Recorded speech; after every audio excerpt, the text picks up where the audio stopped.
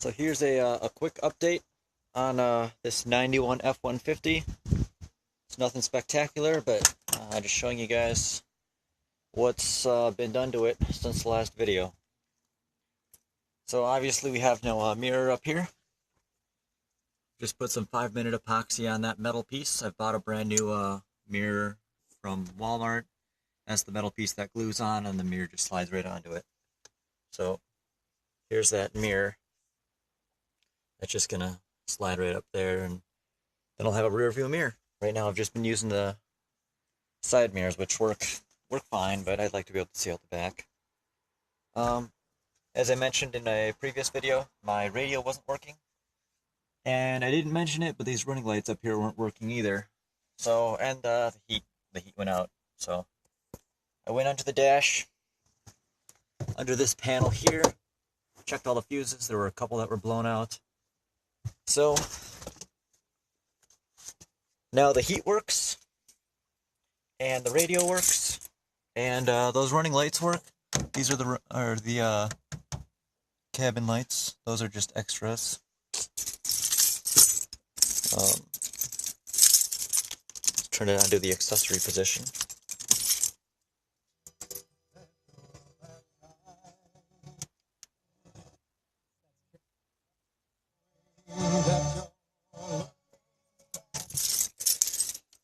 So yeah, that is that. My speedometer, obviously, as I mentioned earlier, is way off.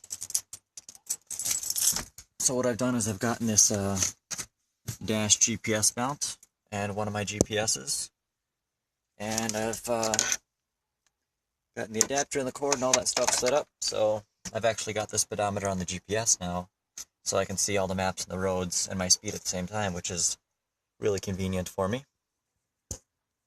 It did develop a leak in the valve cover, so I went ahead and replaced the driver's side valve cover gasket. The passenger side valve cover was not leaking, and I know the valve cover gaskets come in packs of 2, but I'm not going to rip all that apart and replace that if it's not having an issue. That's just a whole lot of extra work that's really unnecessary.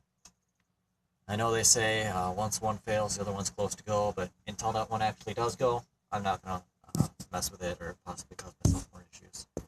So that's all clean and dandy down there, and it's been replaced, and there's nothing leaking. This brake fluid,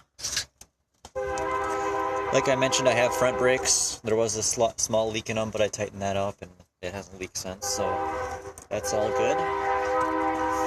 This throttle body's pretty dirty, but I've been running some cleaner through there, and it's been seeming to help. Some of that Lucas oil injector cleaner. These trains are very annoying. Put some radiator coolant in there. I had absolutely none in there, and it overheated, and I threw some in there, and it hasn't had a problem since. So I'm assuming the thermostat's working, but if I have any more temperature-related issues, I'll just flush the whole system and put a new thermostat in. It's not all that difficult.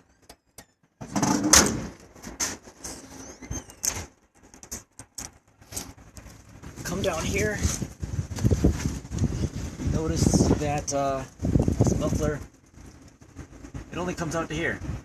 We got the cat and the straight pipe, and that ends right there. Normally it would go to a muffler and go all the way back, but let me show you why I have taken that off. Come back to my scrap metal pile back here. And here's the muffler. As you can see, that's not going to be doing anything at all, ever, again. That's just scrap now.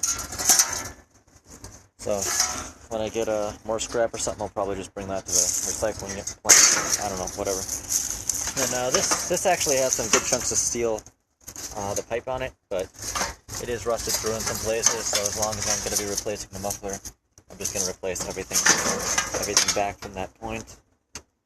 So that's that.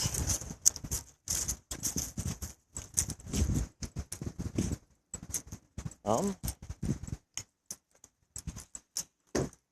I don't know.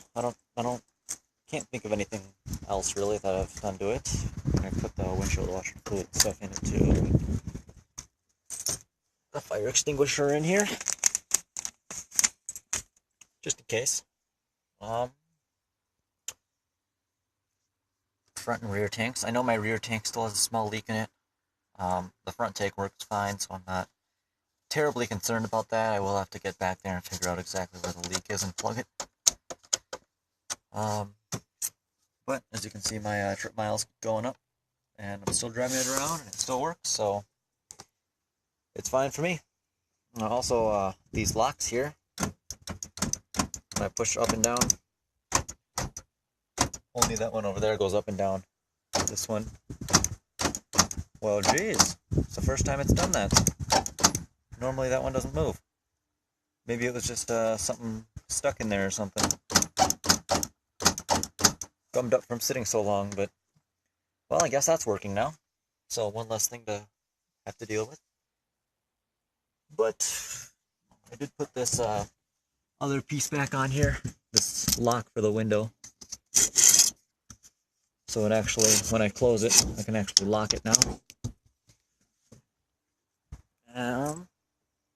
The bed's not terribly dirty, it's just got wood chips and stuff in it. It's not, you know, full caked on mud or anything.